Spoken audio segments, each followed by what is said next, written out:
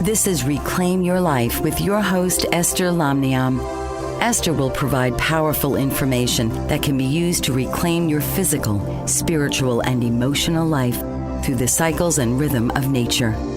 Please welcome the host of Reclaim Your Life, Esther Lamniam. Welcome to the Reclaim Your Life show. I'm your host, Esther Lamniam. Thank you for listening. The Reclaim Your Life show gives you information that you can use to make your life and relationships more exciting and fulfilling. Some of the tips will give you on the show today will help you reconnect to your goals. Some of the goals you may have put on the shelf due to different circumstances. Some of the things we tell you on the show will awaken in you a renewed sense and desire to be more present, playful, and joyful and loving. Some will just help you let go, detach, and reclaim your energy, and much, much more. With the Reclaim Your Life show, you will discover some ideas and approaches that will help you find more time for yourself. You may even give yourself permission to be fully present with you. This will enable you to remember or refocus on things you enjoy doing and may not be doing them now because you become too busy, or you had children, or you were in school, or the job just took a toll on you. Reclaim Your Life show will help you do that by sharing with you simple tools and tips found in nature and found in everyday life and everyday stories and experiences. Today, we have another very exciting show for you, and I'm also very excited about this show, and you'll find out why in a few minutes. Today, on the show, we'll share some ideas on how to stay happy in a day that is full of demands, in a month that is full of demands, in a life that is full of demands, responsibilities, family, many challenges, and sometimes when you get on TV, the news is not exciting. So how do you stay happy? So we'll give you tools on the show today that you can, on the fly, claim your happiness. Today on the show, we'll give you one-of-a-kind tools. And some of these tools are in my book called Strive to be Happy, Powerful Tools on How to. This will help you to generate happiness. This book and my other books are also available on Amazon.com. And as you know, I'm a life strategist. I give you tools that will help you develop, success strategies suited to whatever you want to create in your life so that you can accomplish your goals. You have the power, use it. And I will help you begin to pull out this personal power, acknowledge it, mine it, and radiate it to yourself, your family, your corporation, and hence the world. You can always contact me through my website, estherlamniam.com, or by sending an email if you have questions on things we have discussed on the show, or you just want to contact me at info, that is INFO, @imitatenature.com. And then we can do a deeper dive into some of the things we discussed on this show. Last week on the show, we talked about downloading. And today on the show, we'll use some of these tools in practical application of some of the tools. On the show last week, I talked about how you can download your thoughts. Today we talk about, download that app, download that file from the internet or from the file server. But do you know how to download your thoughts, your desires, your visions, your dreams into concrete, tangible terms? Last week, we did discuss how to download because sometimes things are like in vapor. You download them to water and to ice, concrete. And you can have a project plan in your head, you download it, and soon you have, an architectural diagram, and then you have a house built or a car.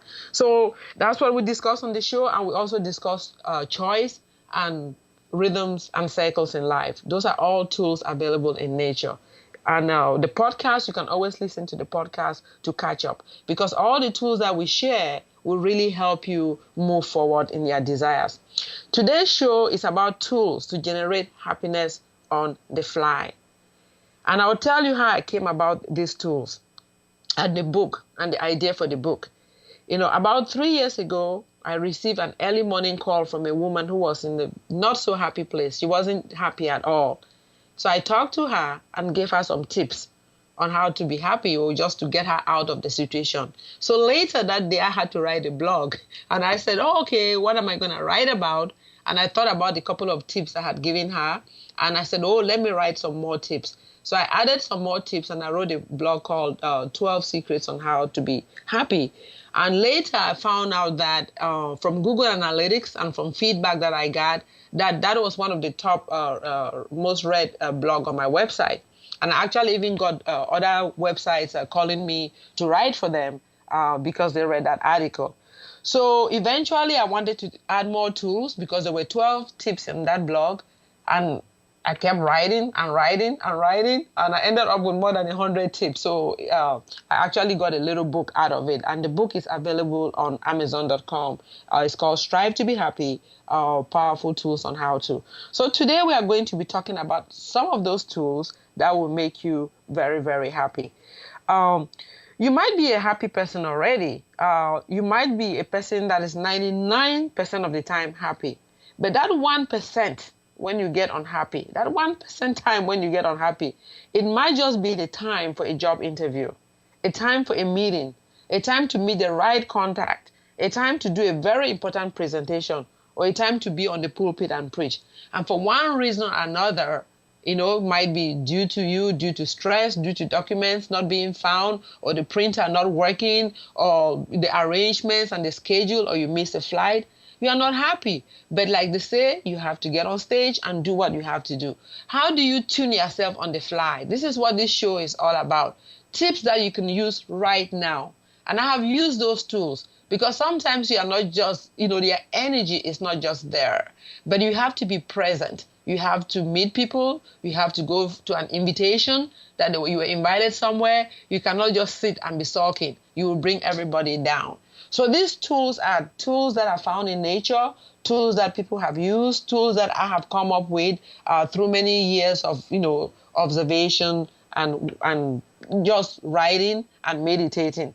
So these tools are very, very exciting. I'm really excited to share them with you today. To move ahead, let's talk about scenarios that could make you not happy, so that when we begin to talk about these tools, we'll see how important knowing these tools for happiness are. And we are also going to discuss why happiness is so very, very important. These scenarios happen often, and this may be things that you think about, things that you didn't think about, things that happen. But now, after this show, you have tools in your back pocket that you can just, whack this unhappy situation away. Consider, have you ever been sitting there minding your own business, and then a friend called you and shared some information, and after that you lost your joy, or you may have lost your appetite, or you may have just lost your energy, or even your train of thought? You could have been typing or writing an email. You really had everything down in your mind. And after that phone call, you don't know what you were doing anymore. You have to start from scratch. Do you sometimes have to work, get on stage, go in front of people, but don't feel like it, so to speak, but the show must go on? Or you actually had a fight with your partner at home, but now you have to lead the corporation. You have to supervise people. You look like a leader on the outside, but on the inside, your heart is aching. How do you get yourself up? How do you tune yourself to the level of happiness and above? To a vibration where you feel good, and you can transmit this into your leadership skills and lead people to do whatever they need to do. Do you work in the customer service industry? I used to work in the customer industry. I work at the Ritz-Carlton and I work at the Hex stores. And you meet people every day, and they bring all sort of energies onto you. You have to know how to pull yourself away from that energy, so that you can be happy and not take all of this back home. And some other scenario that might make you not happy, sometimes you don't just feel good. And there are scenarios where people eat something. After eating, maybe you ate too much, or maybe the food didn't taste that well, and you just feel down. Maybe because the blood now is in your stomach, digesting the food, and you feel lightheaded. But you have to go back to work. And this happens every day when people go to lunch and eat a little bit too much, or eat carbs, or food that is not healthy, and food that sometimes I call empty food. It really fills you up and makes you down and just pulls your energy down. But you have to go back to work. How do you pull your energy up? So today you'll receive powerful secrets to rev up your happiness on the fly. Even in traffic, when you start using these tools, you'll be smiling while others are sulking, because you now have some secrets in your back pocket. Like I did mention to you about last week's show. We talked about rhythm, we talked about vibrations, and we talked about the third element. And these are very important because these are also tools that when you know about them, you can use them at any time. In last week's show, we talked about a triangle, how to use a triangle, to use intersections, to create whatever you want. So you can always go to the podcast and listen because you want to have a toolkit of, success tools, success tips that you can use. And if this doesn't work for you, you use it. Some of these tools may not work for you. They may work for somebody else. They may work for your children, for your corporation, for your group, for your church. So it's always good to have them. Even when you are doing a presentation or you are doing some exercises at work, in the group exercises, you can use some of these tools or share them with the people. Also, another thing to remember is that you can always call us on this show or you send us an email to info@imitatenature.com. It could be a topic you want us to discuss, a challenge or a pain or a frustration you are having, or just to make a comment on some of the things you hear on this show. Or if you want to work with me, you can also send an email to info@imitatenature.com or go to my website at www.estherlamniam.com. So let's get on some of the topics for today, get more on the idea of strive to be happy, some powerful secrets. I call some of these secrets the villager's approach because they make you think out of the box. So, it makes you keep the math and the science, the deep science out of this and go straight to the practical application because you want results. When you are in a bad situation, you are not ready to be talking quantum physics. You are just ready to be happy. So we are going to keep it simple, keep it like the villager. Just give me something that works. Because the villager just used tools that nature has provided them. So that's what we're going to be doing on this show. To get happiness, joy is the undercurrent. We all have different definitions of happiness based on our experiences and culture for what really makes us feel truly yummy inside. What generates happy for some, it might be a diamond. For another person, it might just be shelter or a meal. For another person, their happiness may mean a Mercedes. Or for another person, it might just be sandals. They may just need sandals, and that's what makes them truly happy. So the tools that generate happiness are very different. But the feeling of happiness they produce is the same. Everybody just wants to be happy. The means to get to that happiness might be different for different people. You get joy and you get happiness and bliss. And good energy flows in. And when you have this flow of good energy, your mind gets clear. You just feel like you've been empowered. It's like you have an electric current within you that helps you do a lot. So in the past few shows, we talked about prerequisites that are needed to do a lot of things. And we begin to see that happiness seems to be a prerequisite for a lot of beautiful things in your life. So while we're going to do a deep dive we are not going to get into a deep dive to differentiate between happiness, joy, contentment. We all on the show today just going to say all these things result in happiness. So we're just going to keep it simple and talk about happiness. Happiness is very important for many reasons. Very simply, it is necessary for good mental, physical, and spiritual alertness. And this enables us to be vastly productive. As an iridologist and a coach, I see many people whose businesses, relationships, health, and more has been messed up because they did not have the energy and joy provoked by happiness. I remember very distinctly a gentleman from another county who talked to me. He told me how he had lost his happiness and zeal due to his relationship issues with his wife. And because he was not happy, he kept procrastinating on a letter that the state had written to him regarding one of his properties. And he just got to a state where he almost got depressed.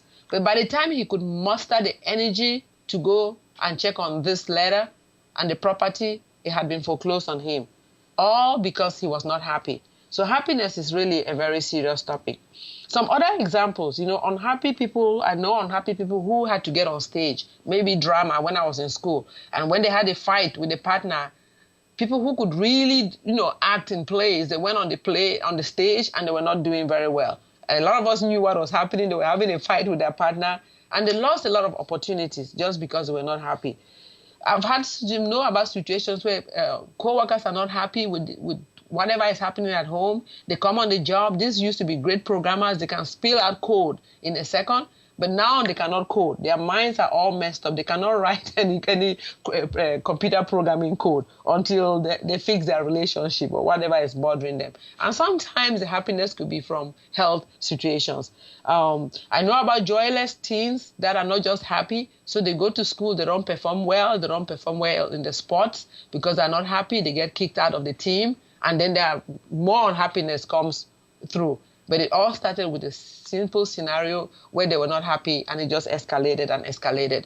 With some of the tools that we'll be sharing today, when such a scenario comes up, you can just use this tool and bring yourself back to the quadrant of happiness, because you don't want it to go more and more and more, and you get yourself into a situation that is not. At this moment on the show, we're going to share some real life tools on how to be happy. We might come back later and talk about why it's really necessary to be happy.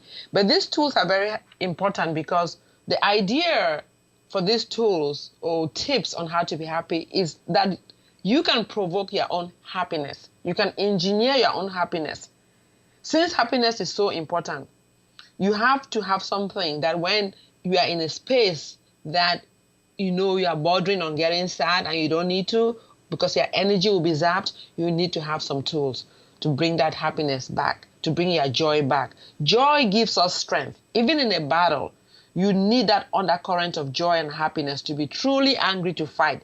Because if you're not happy, you are not going to play a soccer game or a football game or a basketball game or a tennis game real well. That will really just sap your energy. It's all about energy. So you need something to make you pull that energy up to a level where you can actually fight. Even if it's a real battle that people are going across and flying fighter bombers, you still need joy to be happy. So joy helps us deal with silly people and traffic.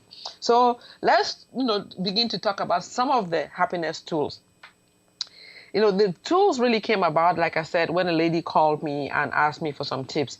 One of the tools that I really love are vowel sounds. Some of the tools we'll share on the show today with you will be so unique.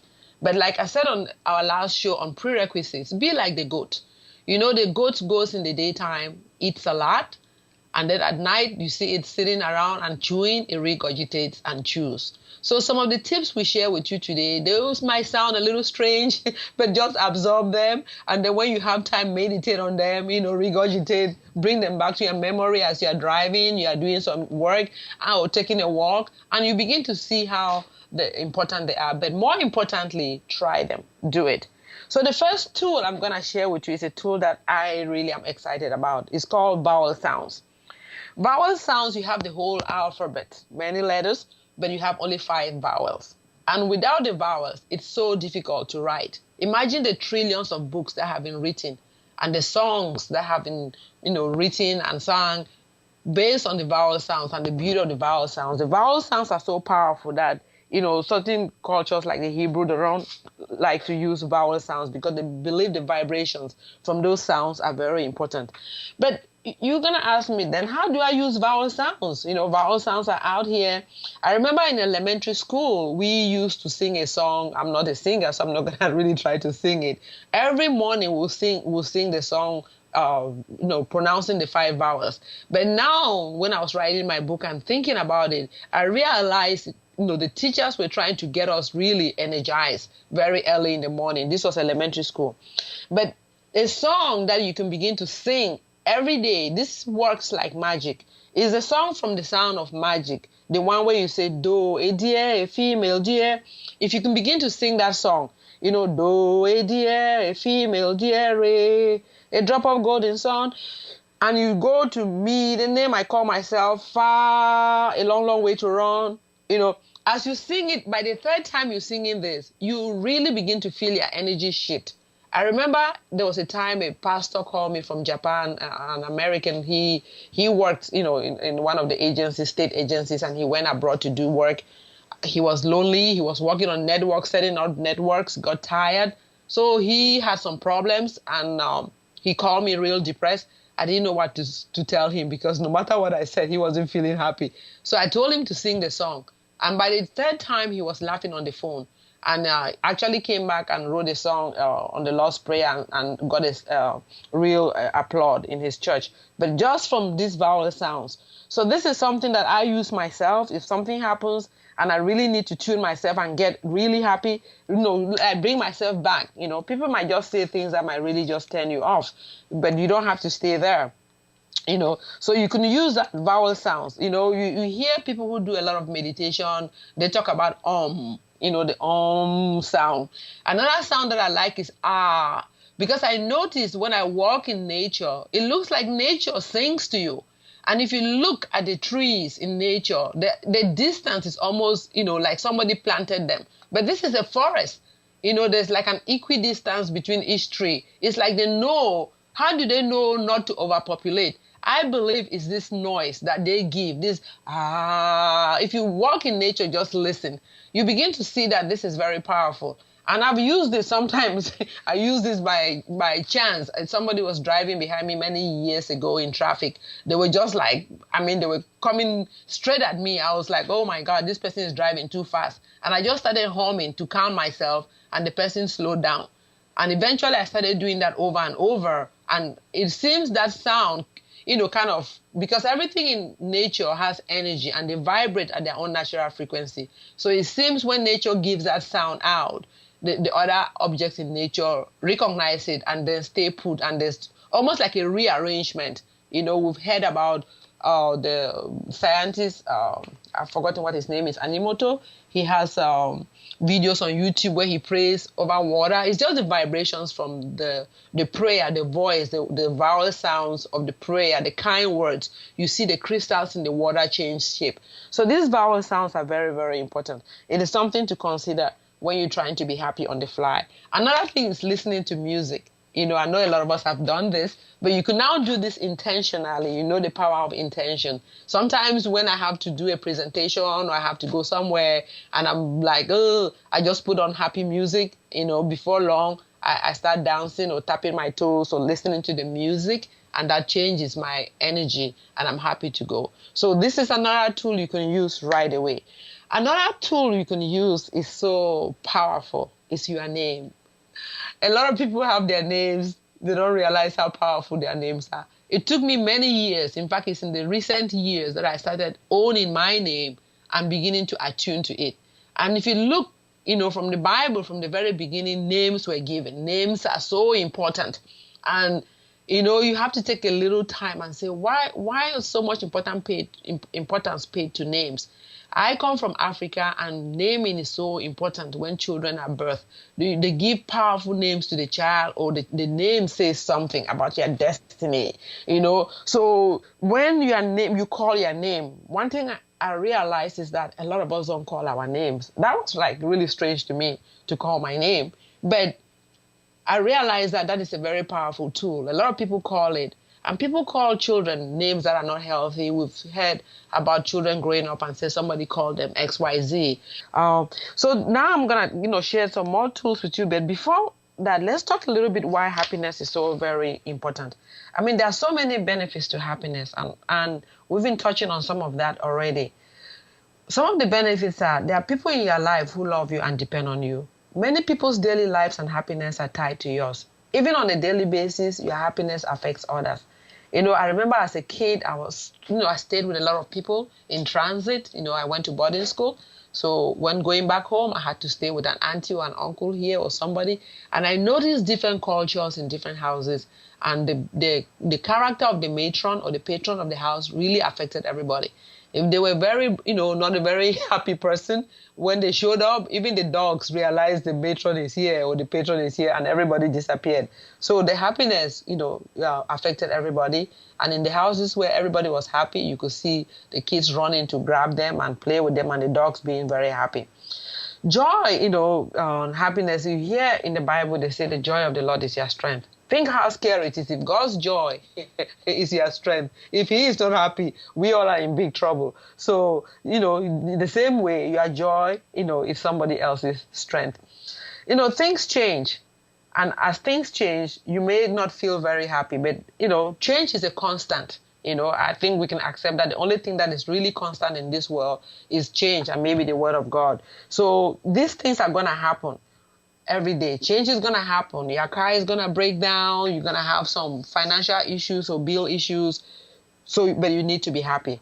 So you need to, pay attention to these tools so that when these scenarios happen, you can, change on the fly because people depend on you. Another reason why it's important for you to be happy is because happy people are very productive people. Generally, happy people tend to be more productive, more optimistic, and more playful. Also, the home, the business, and the world just needs happy people. You see a lot of people make money just from being comedians. People actually pay to go and have somebody make them happy.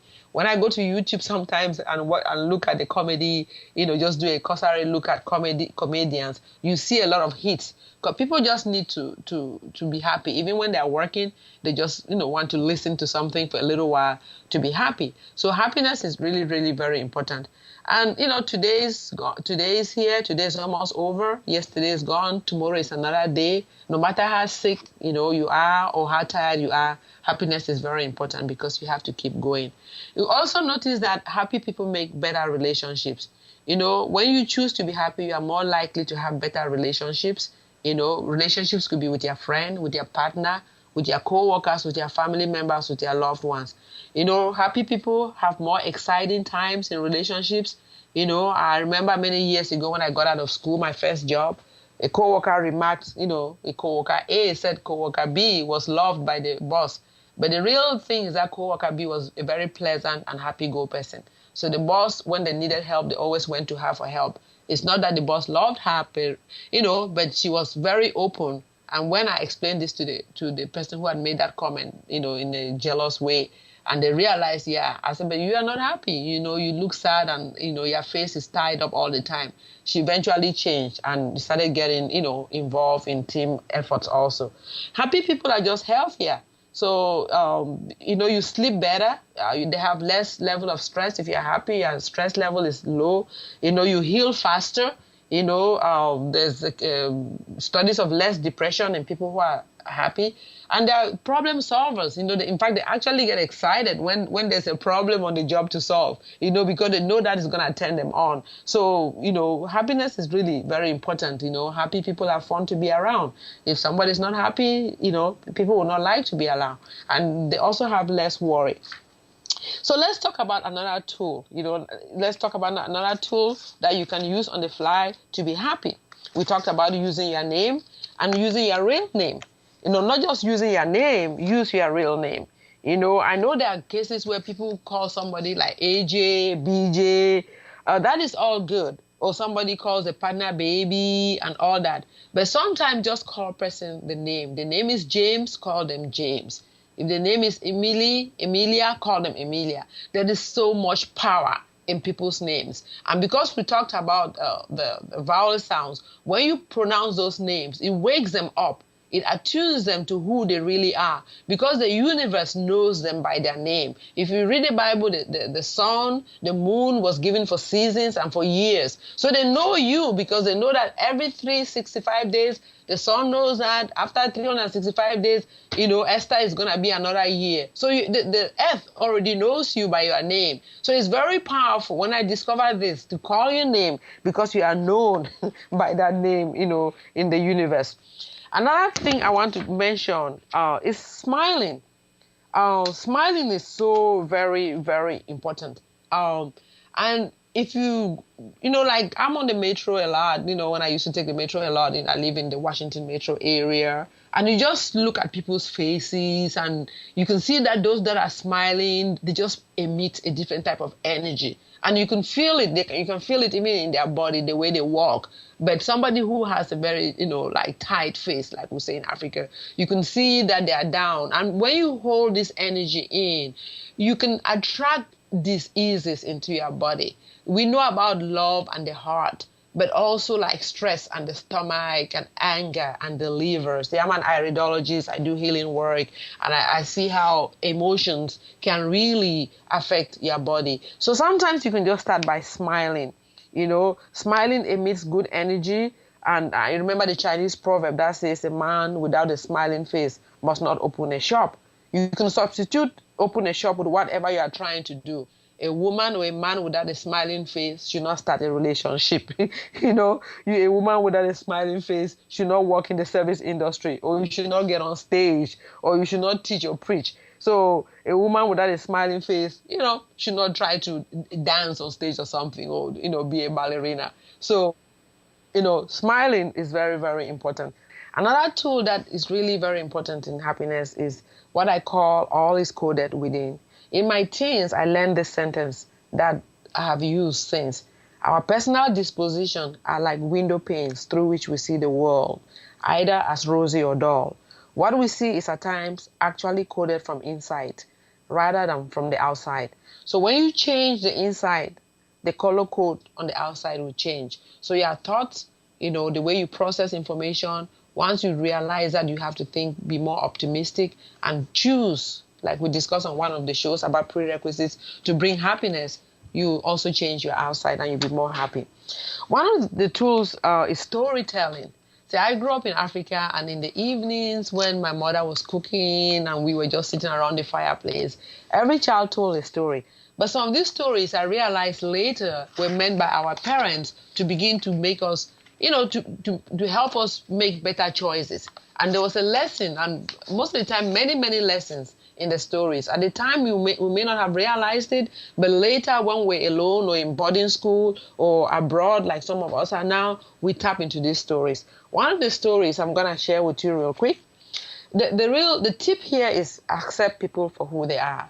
If you want to be happy, accept people for who they are. Make your research, do your homework, and if you relate to them or hire them, you accept them and begin to work with them, but don't bombard them with quick changes. You can change them by coding your inside, by you changing from within and let it radiate. Trying to change people is hardly successful. It's best to, save yourself the headache and change yourself. One of the fables that, was told in the village is about trying to accept people. Don't accept people for who they are. Don't try to change them. And the story is told about a princess. Her name is Mooring. She was a very beautiful girl, and the father, great king of kingdoms, really loved her. And when it was time for her to get married, she wasn't happy with any suitor. If anybody came, she said, oh, he has big hands, he has a big head, he has big toes. If somebody came with small toes, she said, oh, he has big fingers. Not that the person really had big fingers, that was just her way to disqualify people. And it got to a stage where in the village, sometimes if somebody doesn't like somebody, they will just say, oh, everything about me is big, based on, the story about Mooring, because this story was told and generations later, the parents are still telling this story. So Mooring didn't like anybody. So the parents got frustrated. The palace got frustrated because she really needed to get married.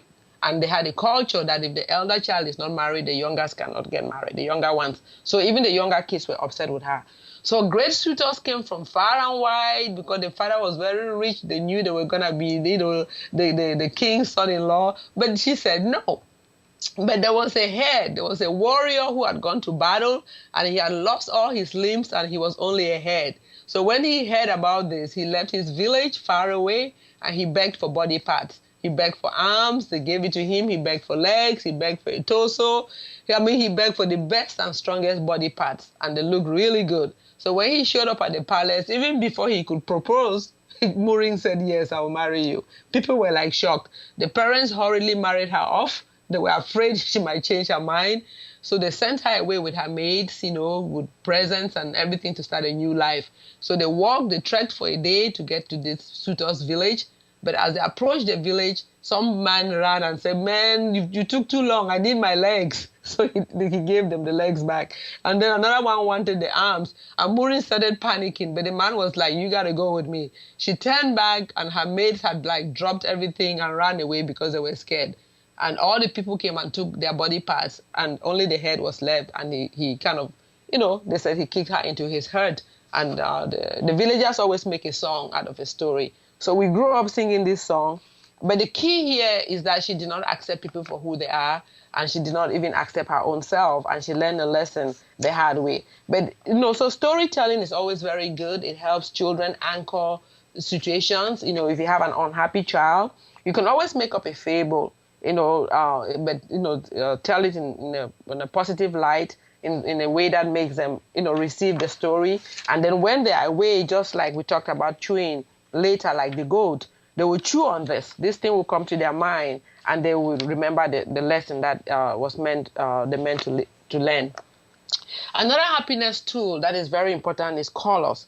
Use the colors of the rainbow to harmonize your day.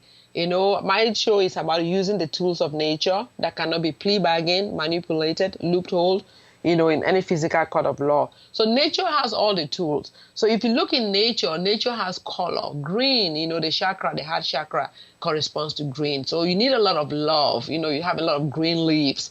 Then you need, other colors. So you can color code your day, different colors, or just wear bright colors. In fact, years ago, I used to wear dark colors, and I went for a conference, and an older lady came to me and said, honey, stop wearing those dark colors. I didn't understand why, but I listened because she had a lot of wisdom. Or I just figured, if this lady, said this to me, she means something. And it took me like a year or two to actually change my wardrobe, but it worked. When I wear the bright colors, I just feel like, woohoo, I can go out there and conquer the world. So sometimes you just need something bright. It could be a little scarf. It could be a bracelet that is bright. Just to, because all those vibrate at different vibrational energy, and it also, will tune you, you are really tuning yourself. We are all, we all vibrate at different frequencies. So that is a very good idea to use colors, to color code your day, and you see how it's going to begin to change, your life. Another thing to do is just to prioritize. You hear about setting priorities. Sometimes we don't set priorities and we get really bombarded. If you prioritize and schedule, it really helps you organize your day. It looks very simple, but once you do it, just being organized alone, it just makes your mind really, really settled, because you know where everything is, you know what you're going to do next. Some people advise you do it at night before you go to bed. Some people advise you do it in the morning. But you can just schedule a day where you clean paperwork. A lot of people are like really harassed by the paperwork that they have. Mail, junk mail, papers in their office. For such a task, even myself, I find it heavy, but I've made it exciting because I put on some nice music or listen to some comedy, on YouTube while I'm doing it. You just schedule a day, like a couple of hours at least, and take care of that task. You just feel your head. You feel lightheaded. You feel really good about it. We've been talking on the show today about tools to make you happy. And these tools, you can find more of these tools in my book, Strive to be Happy, Powerful Tools on How to. And my books are available on Amazon.com. My other book is called Love Under the Kola Tree, What City Moms Didn't Tell You About Creating Fulfilling Relationships. They're all self-help books, but told as a story. And the book, Strive to be Happy, Powerful Tools on How to, really came about by me giving tips to people. It started with me helping a lady who wasn't happy. Then I wrote a blog, and a lot of people loved it, and I decided to write more tools. In this book, you'll find more than 100 tools, that you can use on the fly to be happy. We're going to talk about one more tool, or a couple more tools. One of the tools that, is so important is learning how to detach. Learn how to let go. This is so very, very powerful. The example I gave to help you use this tool, because we all know that letting go is very important. Somebody might have hurt us. It could even be things that we lost from the past. I remember I lost some things when I traveled, put my things in storage, went to grad school. When I came back, everything was taken. The only thing that I really felt bad about were my pictures. But I had to learn to let go, especially when I saw people who had hurricane problems and they had lost all their property. But some people don't learn how to let go. So what is a tool that you can use real quick, or an idea that you can use to help you with this if you find it difficult? Think about this way. If you write an email and you don't hit the send button, your emails will always stay in draft mode. In fact, if you hit on the draft folder now, you see emails from maybe 5-10 years ago. They have not gone. They're in edit mode. And one of the things we need to learn to do is release. Release things to the universe, release things to God, release things, energy that we are holding against people, learn to forgive, because this only affects us. Or there's a law, ask and it will be given unto you. But when you ask, you have to let it go so that the other person receives your question.